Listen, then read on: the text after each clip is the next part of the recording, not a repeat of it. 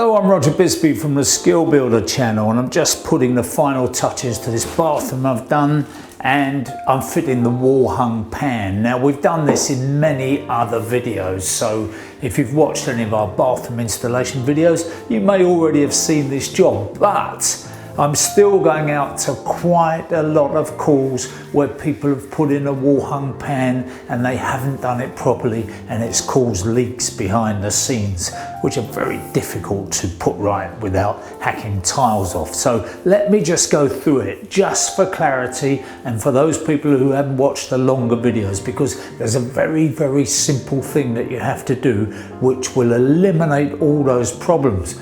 But if you don't do it, then expect trouble in the future. So in here we've got a couple of debris stoppers just so all the rubbish doesn't get in the way, so we can take those out now. We don't need those, and what we've got is a pipe that needs to go into the flush pipe there. If it was a long way back, you'd use the whole length of the pipe, but in this case we're going to have to cut it. So inside we've got a connector here. Now this is a bit of silicone. They don't give you a huge amount, but we can add a bit of silicone onto that, and I always carry some in the van. It's quite an expensive little item, silicone. You get a tiny pot like this. That's about 13, 14 quid, I think. Just get a little bit of that and dab it round. We need it to go all the way around there so we get a nice, easy fit without any kind of resistance or friction. Pop that in there. Good long way back into that fitting. That's all the way back. We need to mark off where that comes in relation to the tile front. Now I just do it with a little saw like that, so we know where the pipe's going. Now we can look at the back of the pan, and the same thing, just put a little bit of silicone on there. Same game, push it on. You can see that goes on nice and easily. We make another mark. Between the mark I made on the wall and the other mark, we have 8mm. 8mm is the difference between that one and that one, so that's how much we need to cut off the end of the pipe. Here's the important thing. We don't need to cut 8mm off, we need to cut more, because when you tighten this pan back against the wall, we don't want the pipe to be pushing the connection out of the way. So if we've got 8mm, we cut off, I'm going to make it 11 because there's enough leeway inside that connector there.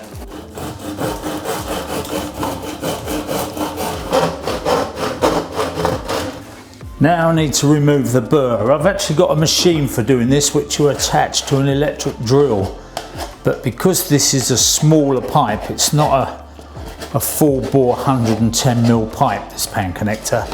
File down all the way around. This file's not very coarse actually. So it's very important you take your time with this and just make sure you get the burrs out from the inside. I just use a knife. Perfectly happy with that. The important thing is there's nothing inside the pipe that's going to cause any problems. So there you are, that's very easy into there, isn't it? Saw across the back of the pan again. And we've got another mark there. So the difference between those two lines I've marked is 70mm. So the issue we have is that there's a small stop inside there, and if you push the pipe in and the pipe is even marginally too long, it will push the pipe past that stop. I can just feel it with the bottom of the file there. There's the stop. So if I push that past there, it will go past there. And what it will do is it will dislodge the flush pipe. Even if it doesn't cause leaks today, it will cause leaks at some point. In order to avoid that, we know we've got plenty to play with there. So we take, let's say 3mm off that line. We've got to cut from this end, by the way, not that end, because that's got a slightly thickened end for this flush cone to go in.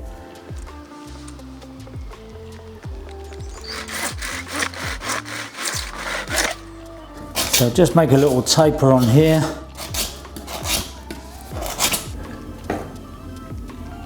So that went in nice and easily, that's what we want. So once we've got the pipes in place, we can set the studs for the bullets to go on, and these are the things that hold the pan snugly against the wall. It's very important to get the measurements right on these. Check the instructions. It'll be roughly 35 millimeters out from the wall, but check your pan instructions. And then what happens then is that the grub screws go into those, and as they kind of hunt towards the middle, they pull the pan in towards the wall. It's a very clever little system. Best to set them slightly in if you can, and then ease that in. You can see that we just get it into the sockets on both sides, and then with the Allen keys just do the grub screws up. This can be a bit fiddly sometimes. You just have to place it in there, feel your way. Once you get it in there, just turn it round, and as you turn it round, you'll feel that the pan will start going up against the tiles, and then you can just get it level. There's still a tiny bit of adjustment in there